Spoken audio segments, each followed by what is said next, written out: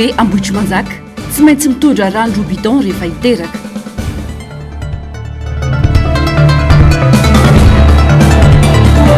Asa fanaovan-gazety ny mafy ny tsindry atao amin'ireo mpanao gazety eto Madagasikara hoy ny RSF. Fitantanana ranom-pirenena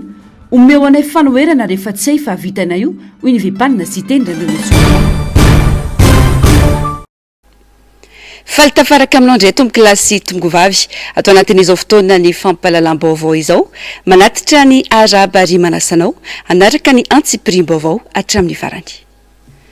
Vaovao makasika ny trangam-piarahamonina avy hatrany makasika ny fanapoizinana ara-tsakafo dia ny Ambohimalaza tsy ampangina ny antsoantso sy ny fitakinany marina efa nataony hatramin'izay ny famangina nataony fitondram-panjakana hoy nambara ny mamany Nombana sy Onja ren'ireo tanora mianada nodimandry avokatry ny fanapoizinana ara-tsakafo teny Ambohimalaza no amafisiny fa mbola mitohy hatrany ny ezaka fitediavana ny marina ary tsy tsahatra amin'izany ny tenany raha tsy mazava tanteraka ny antony sy ny zavan-tranga namoizan'ireo zanany mianada ireo. Narcisse Karazafy ny aro-tanjona.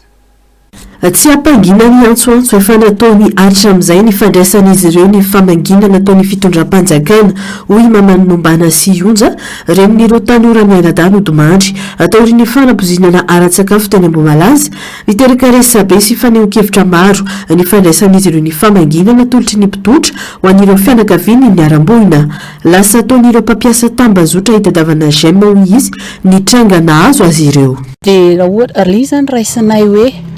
raisinay tena hoe zahay mihitsy satria ny ombom-peo zay tamin'izay fotoana izay hoe raisitsika ho fanarenany azay tsy vitany teo aloha le izy zany hoe famangina zay no andraisanay azy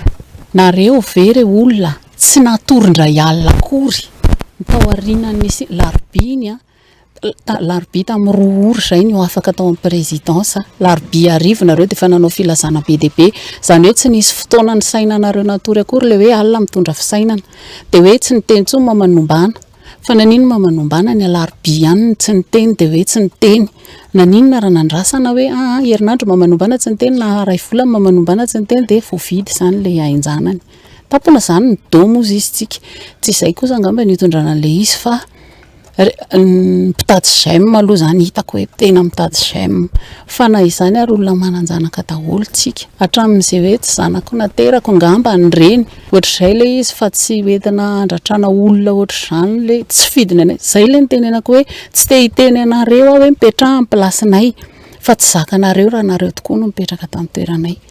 fa tokony tsy atao an'izany le izy olona mananjanaka daholo nefa le maneho hevitra hoe ohatr'izao dia mandratra ohatr'izany le izy. Nambarany mamany Nombana fa tsy mitovy ny vola voaray an'ireo fianakaviany maty ka tsy marina ho izy ny filazana fa folo tapitrisa ariary no nomena isaky ny fianakaviana nilaza ihany koa izy fa miteraka disadisa eo amin'ny fianakaviany maty sasany io fanomonana marobola io ka mila mitandrina amin'ny famoahana vaovao toy ireny ny mpampiasa ny tambazotra an-tserasera.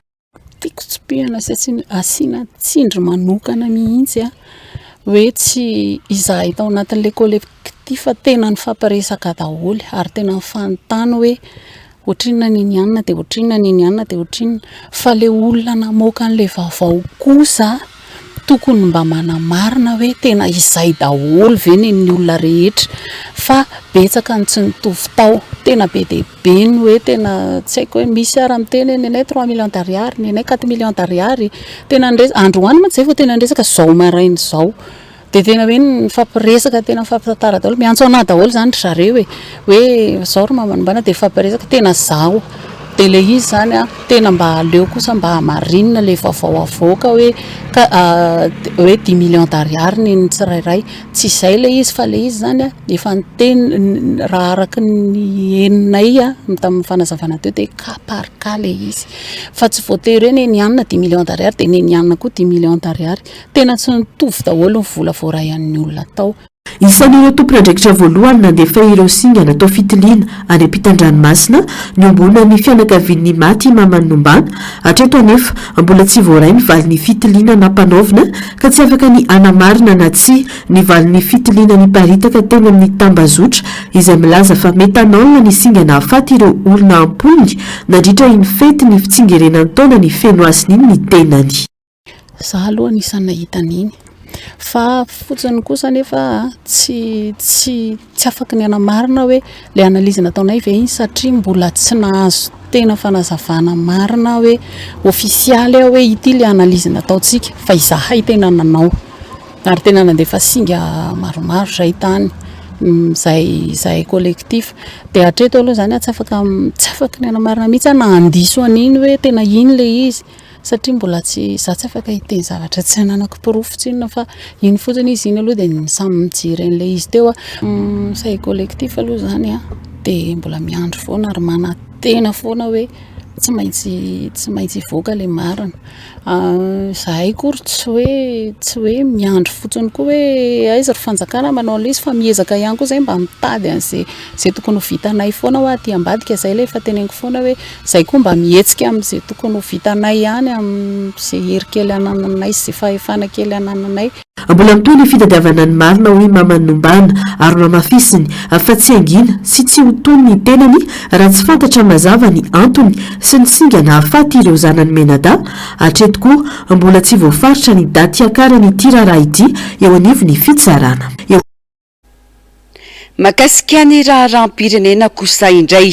vitan'ny fanoherana ny manarina ny fiainam-bahoaka ary efa tsy mahavita ny mpitondra ho isiteny irandriana solonyaiko malona ny faniliana andraikitra lava ataon'ny mpitondra ankehitriny malona ny tsy fahombiaza amitantanana dia nitondra ny heviny ny solombavam-bahoaka no sady filohan'ny mpiara-mitantana ny vondrina firaisankina androany ny antsipiri amin'izay eo amin'ny fandraisam-peony Germain no Menjanary sary sy rirantsary ny Andry Rakotomalala. Tsy ahitam-baolana ny krizy marolafy iainana ara-sosialy, tsy ahitam-baolana ny tsy fandriam-pahalemana, tsy ahitam-baolana ny krizy ara-toekarena. Manginy fotsiny ny kolokolo relaza eran-tany. Tsy misy politika mafonja amahana ny olom-bahoaka, mampirehitra afo isaky ny metsika mba amonona ny zavatra mitranga miteraka resabe ety Jeroa. Naresaka ny raharaha teny Ambohimalaza, ary nisy tranga mitovy endrika tany amin'ny faritra. Nipoka ny raharaha Boina 777, nipoitra indray ankehitriny, ny raharaha fanambaniana profesora. Tsy tonga ho azy ireo zavatra apoitra isan-kerinandro eto amintsika ireo, fa misy dikany avokoa ho isiteny irandrena solonyaiko. Isan'ny tena olana koa ny fahaverezan'ny repera ho an'ny malagasy manoana ny zavamisy. Etsy ankilany ny mpanotra no aniliana andriatra ary lazaina fa mpanakorotana. Ny zanaky ny filoha ohatra no mitsabaka amin'ny andraikitra tsy tokony hatsoroany ka ny fanoherana no mahazo tsiny hoy ny filohan'ny fanoherana eny anivony anteny miram-pirenena. Fifidianana madio fa ny okevitra malalaka no ilaina dia vita ny fanoherana ny fanarenana ny firenena ho hiatrany ny fanamafisana. Raha mba manana fahendrena malagasy ao anatiny dia zay mibebaka izy dia aty amin'ny fanoherana no isina teny zay nga mpitondra rehefa tetinareo hailika aty aminay tsy manova démission zareo dia hitantananay azy zareo raha tsy mivita ny lalana rehetra eto Madagasikara, zareo raha tsy hiarina resaka lavanily, zareo raha tsy hiarina resaka poids de cap rehetra na kabary na ina na tsaramaso na ina moa na rantea na kapika,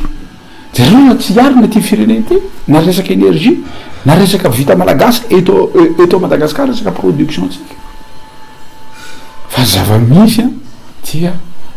resaka bling avao no mandeha. Olona vokitraika efa sy ampifahaizana ary manam-pahalalana ny olon'ny fanoherana eto amintsika. Profon'izany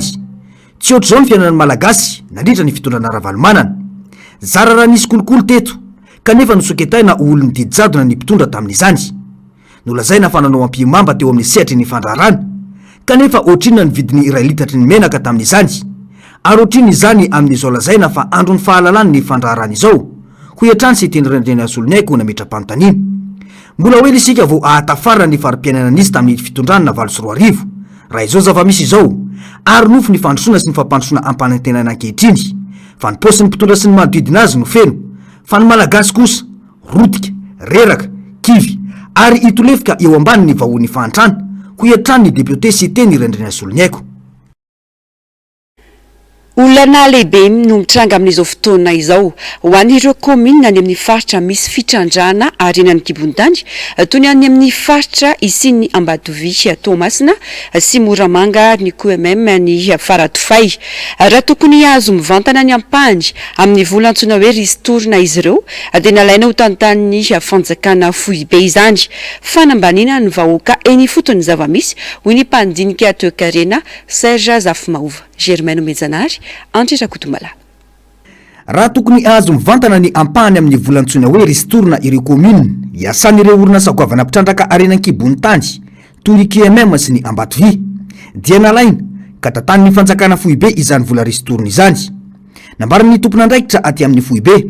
fa tsy manana capacité d'absorption na tsy manana fahaiza-mitantana arabola ireo commune ka antony nakana ny ristorina tokony hiditra mivantana anaovana ny asa fampandrosoana ny tanàna sy ny vahoaka eny ifotony. Famonina tanteraka ny vondrom-bahoaka paritra any mba sisa mijoro eto amintsika no ataon'ny fanjakana hoy ny mpandinika toe-karena Zafy Mahova Serge ary misy fiantraikany goavana amin'ny lafiny ara-toe-karena eny ifotony izany hoy ny fanazavana. Dia andao aritsika ireo jeritodika mikasika ny QMM Fort Dauphin sy Ambatovy Thomas. Vola ho an'ny collectivité territoriale ankehitriny tsy amena ny collectivité territoriale fa alefa makaty Antananarivo na makaty amin'ny DGI direction générale ny impôt na makao amin'le FSM na hoe fonds souverain de Madagascar. De iny le 13 milliards 13 millions de dollars nalefa amin'ny FSM zany. Ka le izy inona ny antony? Ny argument fanjakana de hoe tsy manana capacité d'absorption les collectivités territoriales. Rangaty mba sérieux ve le fitondrana amin'ny teny an'izany? Ny tsy fahazahoana mivantana ny vola miditra dia midika fianany ny loharanimbola tokony hoentina ampandrosoana sy anaovana ireo tetikasa eny ifotony. Mena ny fahafahan'ny commune manatanteraka fotodrafitrasa sy tolotra sosialy ho an'ny mponina ao aminy. Raha fanjakana sy mpitondra madio fo no mitondra eto dia ny fanomezana fampiofanana ireo ben'ny tanàna ny tokony nataony fa tsy fakana ny vola tokony hiditra ao aminy ho hatrany ny fanazavana. Ny anjara amin'ny fanjakana kosa anie mametraka rafitra tantsoroka le commune zao manko le izy ny maire anie lany tsy voatery olona nianatra fa olona tiany vahoaka ary raha nianatra ry izy ataotsika hoe maire lany zao dokotera fa ngay nianatra finance publique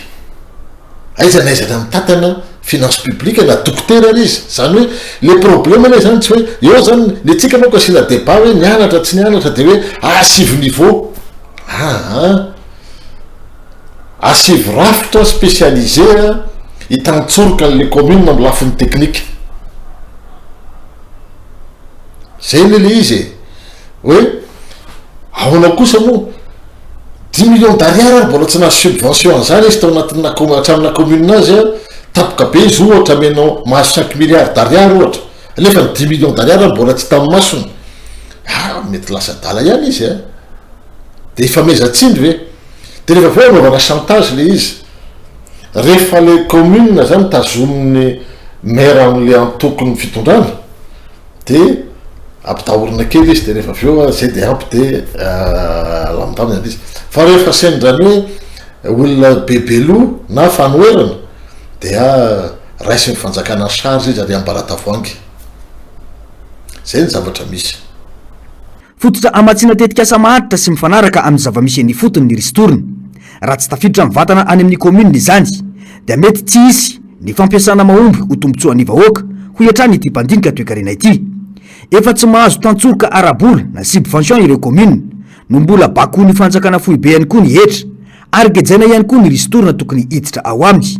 Efa tena zavatra hafa mihitsy no misy eto amintsika ity ho hatrany i Zafy Mahova Serge.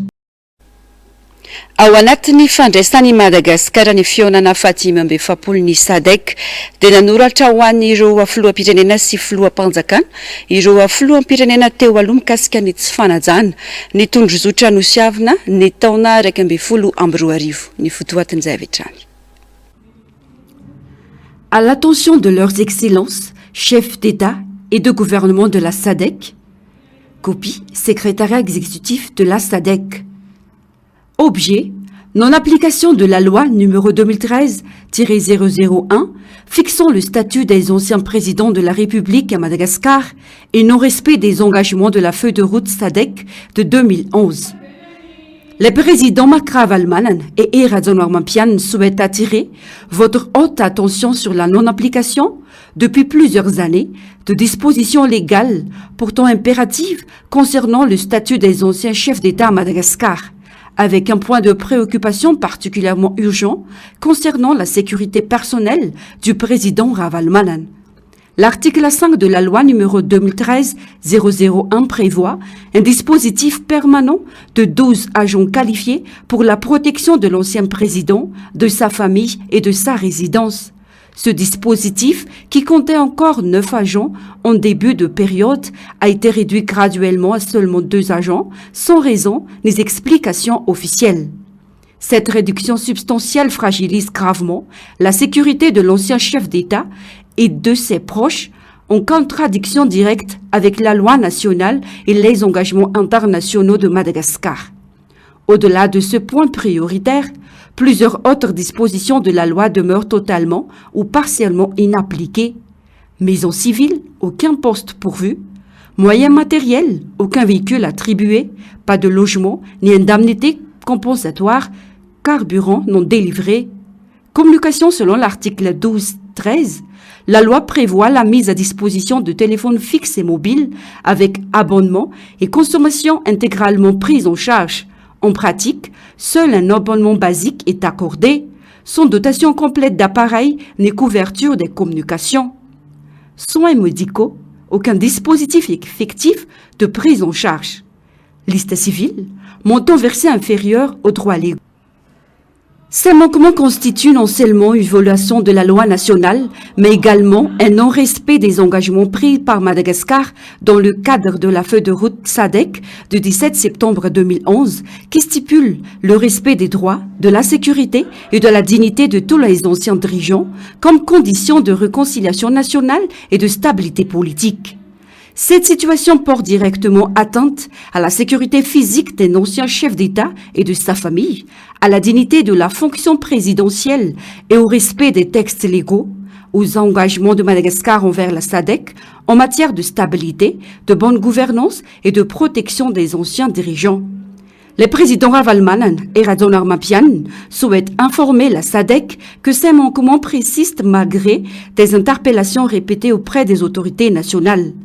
Ils appellent respectueusement l'attention des chefs d'État membres sur la nécessité d'assurer en urgence la restauration complète du dispositif de sécurité prévu par la loi et plus largement l'application intégrale de cette loi ainsi que le respect des engagements de la feuille de route de 2011 dans l'intérêt de l'état de droit et de la stabilité institutionnelle à Madagascar. Veuillez agréer, Excellence, l'expression de notre haute considération, Marc Ravalomanana, ancien président de la République de Madagascar, et Rajaonarmapian, ancien président de la République de Madagascar. Mahakasika ny raharam-pirenena izay manoloana ny zava-misy ankehitriny, maro ireo mponina eny fotony no manontany tena hoe nahoana ny politika sy ny fomba fanao politika no toa lasa vesatra fa tsy fanalahidy ny fampandrosoana eto amintsika. Raha tokony hanampy sy hampandroso ny fiarahamonina eny fotony dia lasa manampitrotraka ny fantrany ny fahatarany fivoarana raha ny faneho-kevitra ihany. Mitaky zavatra maro ny fampandrosoana amin'ny fomba fanaovana politika ho ny bentanana iray androany. Fanadihadiana. Ny tombotsoan'ny vondrona na antoko no matetika omena lanja kokoa noho ny tombotsoan'ny vahoaka maro anisa. Io fomba fijery io no mahatonga ny fitantanana ny firenena mifantoka amin'ny fizarana tombontsoa sy fahefana, fa tsy amin'ny fanatanterahana ireo asa masoany rehetra. Isaky miova fitondrana dia matetika miova tanteraka na foanana ny tetikasa efa natomboka, tsy ampy ny drafitra maharitra sy miorina amin'ny paikady lavitrezaka. Vokatry ny fiovavan'ny politika dia mijanona anaty kady sy taratasy ny fampandrosoana. Ankoatr'ireo, aretina efa tafiditra lalina amin'ny sehatra maro eto amintsika ny kolikoly, manakana ny fizarana aradrary ny loharano-karena. Betsaka ny vola sy fitaovana tokony ho an'ny vahoaka no miala amin'ny lalany ka miitsoka eny amin'ny tanan'olombitsy. Mila drafitra politika mioro-paka amin'ny fampandrosoana ifotony sy mijery ny maro anisa ny fiarahamonina malagasy amin'izao hoy ny fanehoan-kevitra. Be dia be ny adila politika eto Madagasikara, be dia be ny fingafingana raha politika eto Madagasikara, be dia be ihany koa ny resaka kopisopisony mifandraika antsy fanarana lalàna koa amin'ny ankapobeny dia reny zany mila ahitsy reny ny bonne pratique politique dia sosa bonne gouvernance transparence ny mila mangarara tsara ianao madio ny fonao miasa tsara ianao ny fotony misy asa mivaingana dia zay ny anisan'ny tena bonne pratique politique mifandraika amin'ny zava-misy any an-toerana zay ny viako fa hoe ejika tena mila sotoana nanomboka izao dia ny ejika ny fanorenana ifotony mihitsy. Matetika ny sehatra politika eto amintsika dia ahitana fanandrinana sy fampitsikerana fa tsy misy vahaolana mazava. Matetika tsy mandray anjara amin'ny fanapahan-kevitra sy ny fanaraha-maso ireo tetikasa ireo olom-pirenena fa atreo amin'ny fifidianana ihany no anjarany. Tsy ampy ihany koa ny fanabeazana ara-politika izay tokony anampy ny vahoaka ahatakatra ny andraikitra sy ny zony. Miainga amin'ny fampandrosoana ny isam-batan'olona ny fampandrosoana ho iatrany ny fanazavana. Ny asa mivaingana aloha efa fampandrosoana ao anatin'ny olombelona zany hoe miainga amin'ny isam-batan'olona ny fanorenan'ny fotony amin'ny ankapobeny. Rehefa matanjaka ny isam-batan'olona rehefa misokatra amin'ny eventsika hoe sofana rarotra amin'ny fitiavana miasa amin'ny fitiavana amin'ny fanerasera ao anatin'ny fihavanana dia anisan'ny herintsika goavana zay amiko. Dia mahakasika ny resaka hoe tanora misongadina mpitarika vaovao nouvelle génération na mpanao politika sy mpisehatra amin'ny lafin'ny politika everiko fa manomboka maromaro ny olona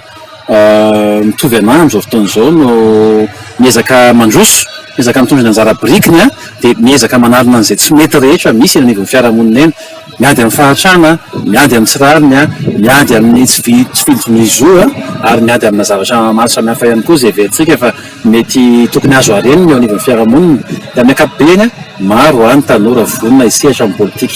maro ihany koa ireo mila tantanana sy atododoa amin'ny resaka fampanefana ndraiky fa amin'ny ankapobeny dia tsotra ny teniko eo anaty asa mivaingana foana dia mila kasihana lafim-piainana rehetrarehetra. Tsy fitaovana ho an'ny vahoaka ny politika fa mijanona ho sehatra hiadivana tombontsoa sy fahefana raha ny zava-misy eto amintsika. Raha tiana hotratrarina ny fampandrosoana eny ifotony dia ilaina ny politika mangarahatra miorina amin'ny fahamarinana toerana ary ny fandraisana anjara ny olom-pirenena mivantana amin'ny dingana rehetra. Io paikady io no isan'ny fanohitra ho an'ny komina Behomasoandro amin'izao fotoana izao raha ny fanazavany be ny tanàna ity. Lafim-baovao hafa kosa indray sesilandy ny faneriterena sy fandrahoana nataon'ireo manam-pahefana amin'ireo mpanao gazety eto Madagasikara araka ny tatitry ny RSF na ny Reporters sans frontières. Tranga telo hatranono seho ho tato anatin'ny tapabolana monja ka navoakasika mpanao gazety iraisam-pirenena roa sy mpanao gazety malagasy iray. Hoaratsika ary ny fanadihadihana. Manao toy vakana ny fahafambaraka mahazo ny firenena malagasy manoloana ny fanitsakitsahana ny fahalalany asa fanaovan-gazety namoaka lahatsoratra an-gazety ny Reporters sans frontières milaza ny tsindry mahazo ireo mpanao gazety telo tato anatin'ny roa herinandro monja. Ny roa tamin'ireo mpanao gazety ireo dia avy amin'ny haino manjery iraisam-pirenena ary ny iray avy amin'ny gazety eto an-toerana. Ny fandrahonana sy ny faneriterena avy amin'ny manam-pahefana malagasy dia azo adika mazava ho fampanginana ireo tsy mitovy hevitra amin'ny fitondrana isan'ireo raharaha no tsikafon'ny mpanao gazety iraisam-pirenena roa ireo ny mahakasika ny tranga Ambomalasy izay nafatesana olona 3 vokatry ny fanapozinana ara-tsakafo nandritra ny fankalazana ny tsigeritaona naterahana. Nandiso ny vaovao navoakan'ireo mpanao gazety roa vavy ireo ny fitondrana malagasy ka nanomboka teo ny antsojay tamin'ny alalan'ny taratasy iray izay nangatahana amaly hevitra na droit de réponse nalefa tany amin'ny talehan'ny TV5 Monde ny 20 Jolay ary ny RSF no nisy fandrahonana amin'ny fitoriana ara-pitsarana na tsy mivantana azy avy amin'ny ministera ny serasera sy ny kolotsaina malagasy araka ny ranty navoaka ny mpanao gazety Gaël Borgia. Sokazin'ny fitondram-panjakana faheloka amin'ny asa fanaovan-gazety araka ny andininy fahatelopolo amin'ny lalàna mifeny serasera ny tatitra nataony Gaël Borgia ka mikasandra fepetra anitsina ireo fanelingelenana ny filaminam-bahoaka araka ny andininy faraiky amin'ny 10 amin'ny fehezan-dalàna famaizana ny fanjakana malagasy ho iatrany ity lahatsoratra navoaka ny Reporters sans frontières ity. Nangatah ny fanjakana malagasy ihany koa ny fanoloana tsy misy atakandro ireo mpanao gazety iraisam-pirenena roa ireo ankoatra ireo solitena ny haino manjery iraisam-pirenena ireo. Niara-ny tsindry sy ny teny mavesatra paibe maso ihany koa ny mpanao gazety malagasy iray tsy lavy Randriamanga avy amin'ny gazety L'Express de Madagascar ny 3 Jolay 2024 teo izao nandritra ny valandresaka ao nataon'ny filohan'ny anteny merandoolona namoahany Richard Ravalomanana teny mahery ity mpanao gazety ity atao aorian'ny fanontaniana momba ny raharaha fiaramanidina Boeing 777 nahazo ny laharam-pamantarana malagasy kanefa hita tany Iran niteraka resabe toe-javatra io ka nanao fanambarana tamin'ny fomba ofisialy ny olavitry ny mpanao gazety malagasy ny Ray Augustra manameloka ny fihetsiky ny filohan'ny anteny merandoolona namalibotana izany avy hatrany anteny merandoolona ny ampisony io ny laza fa corporatisme déplacé no nataony OGM ary manondro ny tsy laviny ho miaradia amin'ny mpanohitra no amafisiny RSF fampitombo ny tsindry ary miatakona ny fahalalahany asa fanaovan-gazety eto Madagasikara raha izao lalana izora ny firenena izao. Pejiny sosialy kosa indray mampitareny ireo mpiteraka sy mpitondra marary ao anivon'ny tompon-tsaboana fototra na ny CSB ao ambohitra manjaka ny fijaliana amin'ny rano fisotro sy diovana eo anivon'ity toeram-pitsaboana ity. Olana efa nisy antonany maro saingy mbola tsy voava hatramin'izao. Nanamafy ireo mpitsabo ao an-toerana fa tsy maintsy mitondra rano rehefa mitondra marary miditra hôpitaly na iteraka mba tsy siny ny fifanomezan-tsiny teny an-toerana. Nanangona ny vaovao Germaine Menjanary sy Andry Rakotomalala. 19 mai zany teraka teto. Zay aloha mitondra rano foana rehefa makaty amin'ny hôpitaly dia aty zany indraindray vao mamana ohatran'izany. Dia raha ohatra tsy ampy zay vao mandeha mijery any akaiky eny. Izany hoe tsisy rano zany manodididina ity fa rano bidon avy any zany. Efa fanaon'ny mpiteraka mihitsy mitondra rano avy any zany nentina makaty. Santionany amin'ny olana atrehan'ireo marary mipetraka eto amin'ny CSB Ambotrimanjaka izany. Raha itsabo tena na iteraka eto amin'ity CSB ity dia tsy maintsy mitondra bidon mavo roa raha kely indrindra satria tsy misy rano ny hôpitaly. Fijaliana fa izay no zava-misy dia tsy maintsy atrehana ho ireo tonga miteraka eto amin'ity toeram-pitsaboana ity. Nanamafy ny mpampvelona eto an-toerana fa efa taona maro hatramin'izay na commune azy no nisiny izao olana izao. Mijaly mipiteraka anay satria raha avy any alavitra izy ohatra avy any aprika na ohatr'izany dia tsy maintsy voatery mitondra rano avy any an-trano zany izy ho ampiasaina mandritra ny fiterahana. Ie, efa ela ihany, efa mataona maromaro tena efa mijaly rano foana izay. Mitondra roa bidon eo zareo nefa tena mitsitsy be amin'izany roa bidon zany raha resaka fampiterahana. Efa nisy ihany ny lavadrano saingy ritra rehefa fotoana tsy isiny rotsakorana tahaka izao ho hiatrany ny fanamafisam-panazavana. Lalina ihany koa ny lavadrano anotokana mba misy eto amin'ity toeram-pitsaboana ity. Any ka fahasahiranana ho azy ireo ny mampiakatra ny rano raha ny fanazavana hatrany. Tsy misy mijery, tsy misy pahita ny olana fa dia miatra ny vahoaka sy ny mpitsabo manoloana ny olana misy ho hiatrany ny fanamafisana. Tena olan'ilay rano eto aminay zany izay manana lavadrano ihany fa le izy tsy maharaka. Misy fotoana le izy natao motera dia nefa ny herinandro ihany izy mandeha satria tsy zakan'le pression'le motera ve le alalan'le rano. Dia ndraiky koa efa ritra le lavadrano dia lasa fotaka fotsiny sotomin'le motera dia vetivety dia simba le izy. Dia nanana hevitra indray zay ho sotomina tanana tsy voasitona amin'ny tanana mihitsy satria eo amin'ny 25 mètres eo izy dia tsy voasitonay tanana mihitsy dia voatery manakarama raha le hoe ny rano ampiasainay manokana fa ny mpiteraka mitondra rano avy any amin'izay fokotany misy an'zareo. Nefa mampalahelo any alavitra zareo miala makaty amin'ny CSB2 dia miloloha rano na hoe tonga ety atoerany ety miadana mitady rano nefa tsy omeny olona satria ny olona ety koa tena farak'izay mijaly rano be mihitsy. Dia izay le tena olana. Manoloana izany manao antsoavo ireo mponina eny an-toerana mba hijerena akaiky ity olana ity. Aina ny rano tsy afaka misaraka amin'ny setry ny fitsaboana ihany koa ho ireo mpitsabo.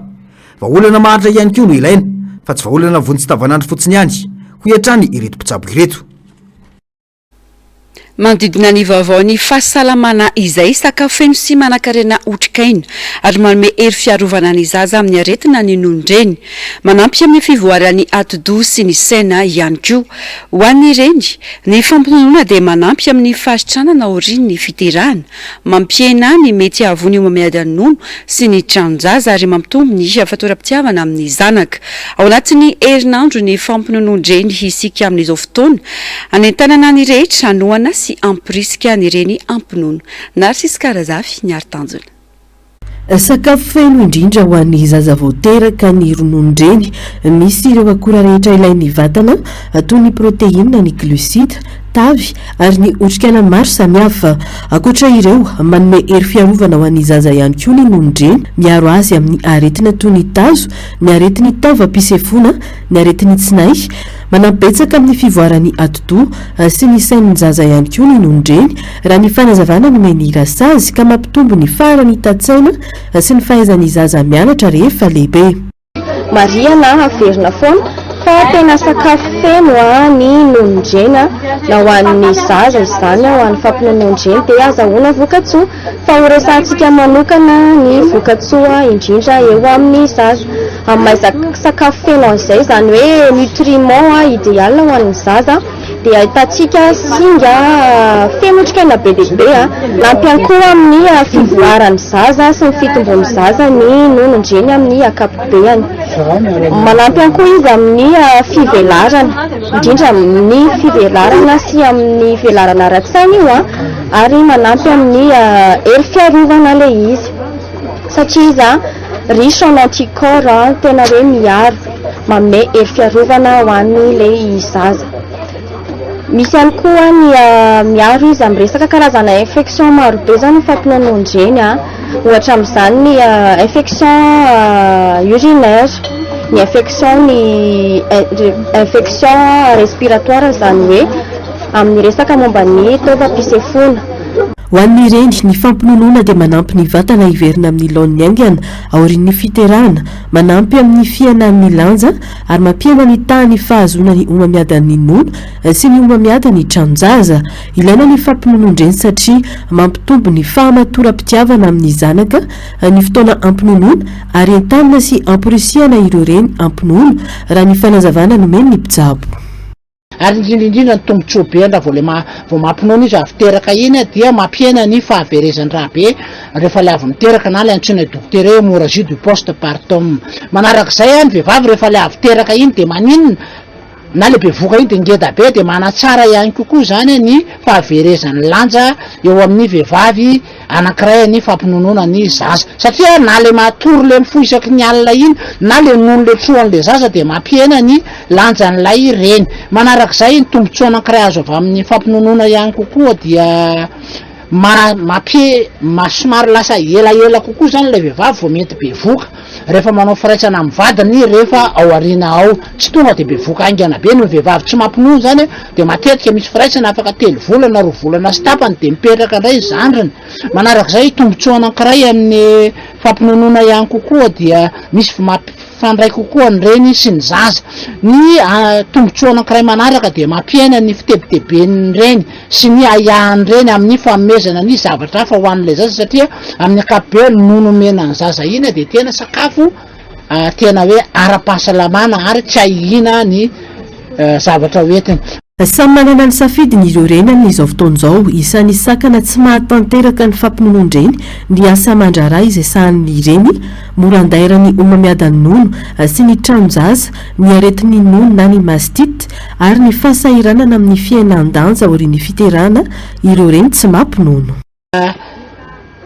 Simba sy an'le vehivavy za dia tsy afaka mampinono ny zanako noho ny antony maro mety misy aretina eo amin'ny nonony dia lasa malahelo lava izy malahelo an'le zanany izy dia raha vao le avy teraka le vehivavy ka tsy mampinono dia maninona mety misy atahorana zany atongavan'ny fahaverezan-drana ny hémorragie du postpartum ozy dia manarak'izay ela kokoa ny fahaverezan'ny tavon'ilay vehivavy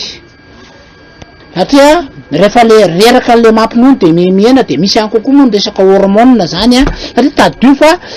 very eo amin'ny 400 kilocalorie isan'andro ny vehivavy anankiray rehefa mampinono noho izany lasa miena zany ny vehivavy anankiray raha tsy miena ny tavony vehivavy anankiray rehefa tsy mampinono. Manarak'izay ho an'ny vehivavy tsy mampinono kokoa dia mety atahorana ny avoan'ny karazana aretina maromaro vitsivitsy zay tanisantsika hoe cancer ny nono, cancer na ovaire rehefa any arina any rehefa tonga any amin'ilay stadiny tonga an'le hoe fadijanona fadim-bolana izy dia mora voan'ny antsoina hoe ostéoporose, mora voan'ny diabeta ihany kokoa ny vehivavy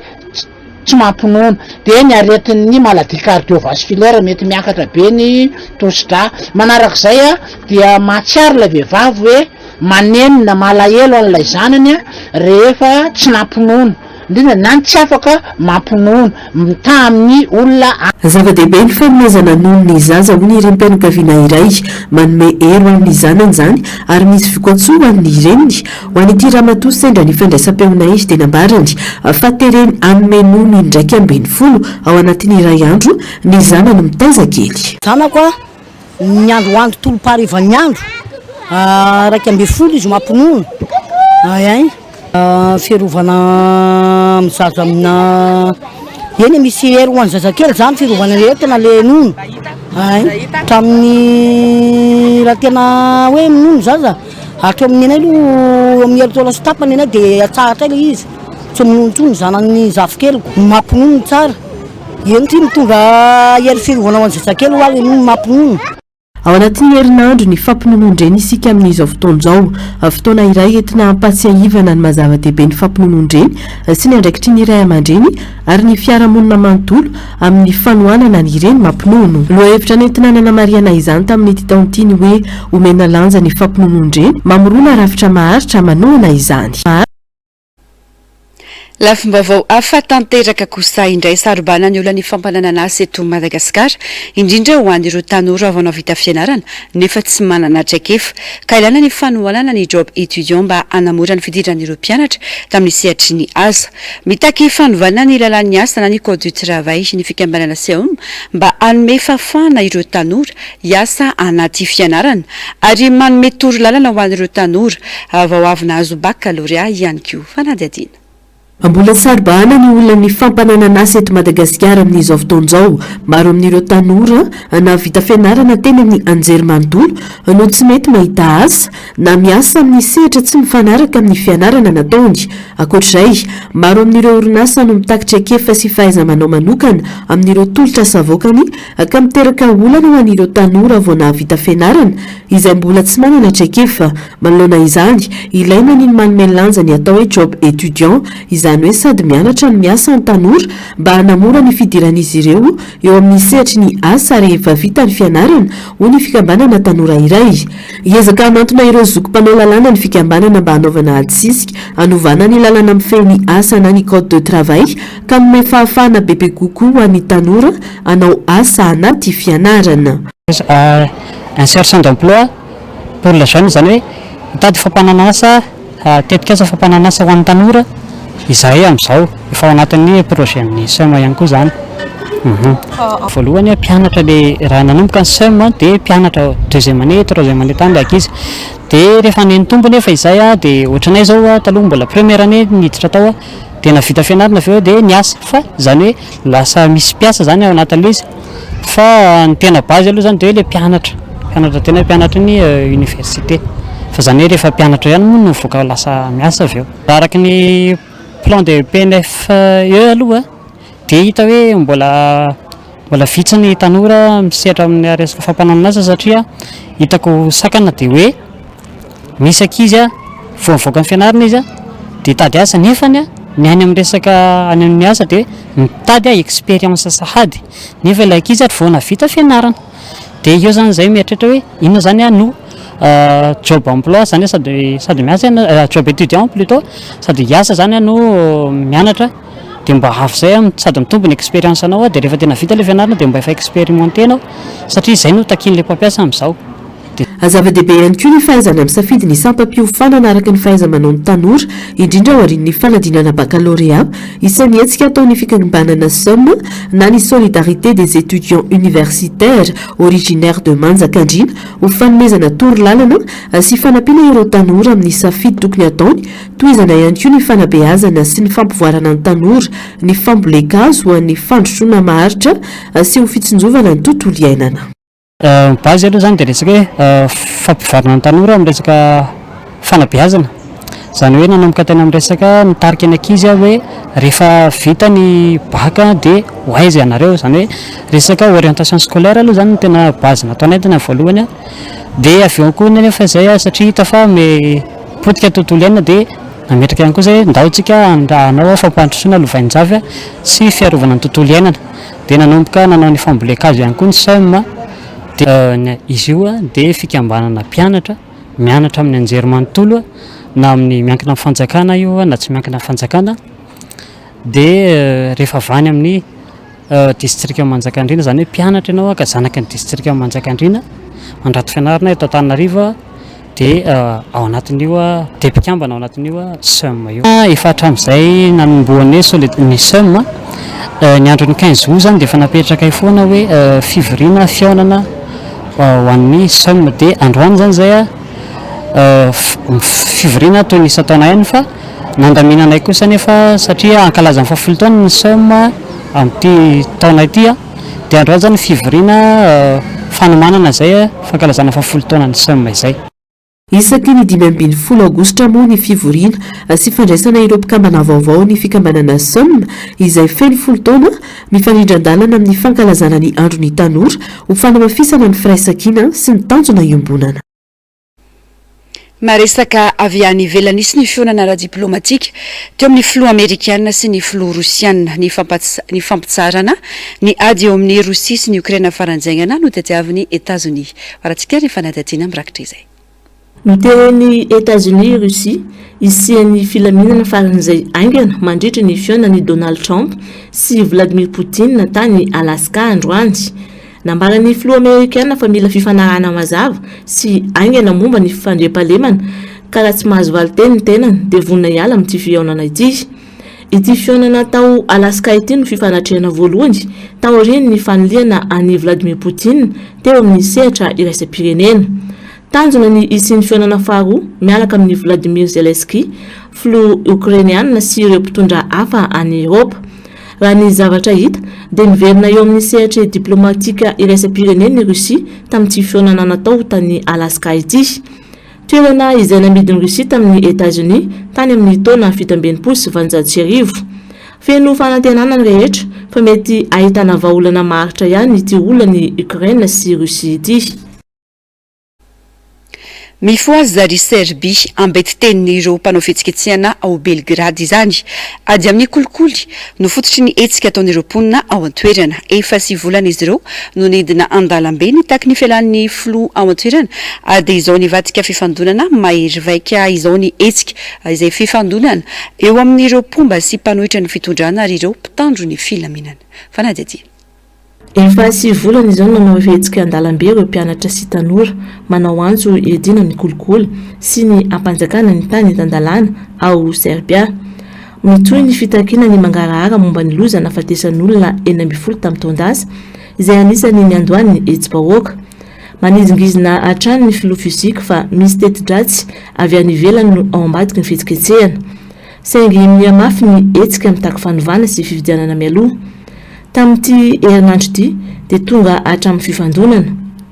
Tanan-dehibe ampolony ao Serbia no nisina fihetsiketsehana an-dalambe ka raikitra ny fifandonana teo amin'ireo mpanao fihetsiketsehana izay manohitra ny fitondrana sy ireo mpomba ny fitondrana ka niditra antsehatra ny mpitandro filaminana. Polisy 27 no naratra ka 20 tamin'ireo tao Belgrade hoy ny ministry ny atitany Serba. 17 kosa ireo mpanao fihetsiketsehana voasambotra. Nosimbain'ireo mpanao fihetsiketsehana ny foibeny antoko progressiste serbe na ny SNS raha ny vaovao. Bomba lacrymogène no nasehitrin'ireo mpitandro filaminana izany nanaparitany ireo mpanao fihetsiketsehana. Raha ny vaovao dia nampidiry ny fanjakana amin'ity sarotaka ity ny Oligans anampy azy anohitra ireo mpanao fihetsiketsehana. Nampirongatra ny atezerana ireo mpianatra nanao fihetsiketsehana ny fanambarany ny ministry ny atitany nilaza fa nitoraka ireo polisy sy ireo mpiaradia amin'ny antoko fitondrana SNS ireo mpanao fihetsiketsehana. Ny sary navoaka ny fahitalavitra numero 1 tao Verbas anefa dia maneho fa nitafiana tamin'ny alalan'ireo fitaovana mamoaka afo sy ny tavoahangy ireo mpanohitra ny fanjakana. Nampangain'ireo mpanao fihetsiketsehana ho ny tazapotsiny moa ireo polisy nandritra n'izany herisetra izany. Karazana trondro kely manintona any amin'ny fariny Malawi isasa nanandrana ny fiainan'ny mpona manamorona ny Maria Masay ny fetin'ny sarim-bavy atao isan-taona ny Inde no tranga hafakely entiny saranjaratiana amintsika tao anatin'ity fanadadiana manaraka ity araoary. Anarivo ireo antsoina hoe sarim-bavy no nivory. Efa fanaon'izy ireo isan-taona izany any Inde ka atao hoe Kuvagam ao Tamil Nadu. tsara ny manamarika fa lehilahy daholo reto hitantsika amin'ny sary reto mba tsy avoavitaka atsika disy fampisehoana maro ira teatra andalambe fivoriana fifanankalozakevitra ho fitakinana izy ny sarim-bavy ary fitaomana amin'ireo izay mbola mazoto no ataon'izy ireo mandritra izany fionana izany misy kisarisarina mariazy ataon'ireo sarim-bavy mba azahoana ny talia karazana amboara miendrika firavaka ho an'izay mahafeno ny fipetra tamin'ny fihetsika fitafy fiteny sy ny maro hafa ankoatr'ireo dia misy koa ny filaharana andalambe miaraka amin'ny makiazy midorehatra amin'ny andro 15 farany mitafy fotsy daholo izy ireo satria misy ny fandronana fidiovana amin'ny rano ary fety be amin'ny mozika sy fotoam-bavaka lehibe ity fety ity dia natao ahatsiarovana ny krisina vadiny aravanina sarim-bavy nahery fo-piady ka nanao solona ny tenany mba ho fandresena tamin'ny ady lasa amasinina sy ankalazaina natao sary vita amin'ny sary vongana izy teny Mariamasay indray isasy mitazana niaraka tamin'ireo mponina tendy raha miezaka miala ny vohitra ka mamonjy ny morontsiraka ireo manana fahafahana ao amin'izany dia naleo ny isasy kosa nanandrana ny fiainana eny Mariamasay raha ny nambarany niaraka tamin'ireo mponina teny ny tenany nanandrana koa ny fanaon'izy ireo isan'andro raha tsy ahivina moa isasy dia teratany frantsay tonga eto Antananarivo anandrana fiainana hafa efa nanandrana ny fitaoman-drano amin'ny bidon ny tenany nanao reseverana bus mampitoy any ampitatafika sy anosiko ary izao manandrana ny fiainan'ireo mponina manamorona ny Mariamasay izao indray trondro kely manintona avy any amin'ny farihany Malawi ny Kislide Zebre fantatra amin'ny anarana Aratiansa hoe Mailandia Esterei somary boribory sy mahitsy ny vatany ary mahatratra 10 hatramin'ny 12 cm ny halavany novaova ny lokony misy mena manga volomparasy novaova ny lokony misy mena manga volomboasary ary indraindray misy fotsy sy mainty mifangaro miankina amin'ny karazana lana vavy ireo loko ireo rakotra kirany madinika manjelanjelatra ny vatany Kislide Zebre izay manana rambo sy elatra mivelatra tsara tia miaina amin'ny toerana misy fasika sy vato ka manamboatra faritra manokana amin'ny alalan'ny fikarakarana ny fasika ireo Kislide Zebre ireo mety hiteraka fahasimbana amin'ny zava-maniry ao anaty aquarium izy satria mandavaka sy manova ny endriky ny tontolo iainana tsy dia mifanaraka amin'ny zava-maniry velona ity karaza-trondro ity ka ilaina ny fanomanana tontolo manokana ho azy manana toetra manokana sy fihetsika manaitra ny Kislide Zebre na dia kely aza ny habeany mampiseho fihetsika ara-tsosialy sy fitiavana amin'ireo trondro mpiara-miaina aminy izy ary mety ho tratra ny fahakiviana raha misaraka amin'ny trondro mpifandray aminy manapofo ireo trondro ireo fa na ny zavaboary kely aza dia manana fahatsapana lalina sy fifandraisana manandanja dia iny vaovao hafa kely iny tompo kilasy tongovavy no manakatona ny fiarana tamin'ity alina ity ankasitrana feno anao nanaraka izany hatramin'ny farany ny tenako mametraka ny veloma mandrapitafa ho amin'ny rampetso indray veloma tompo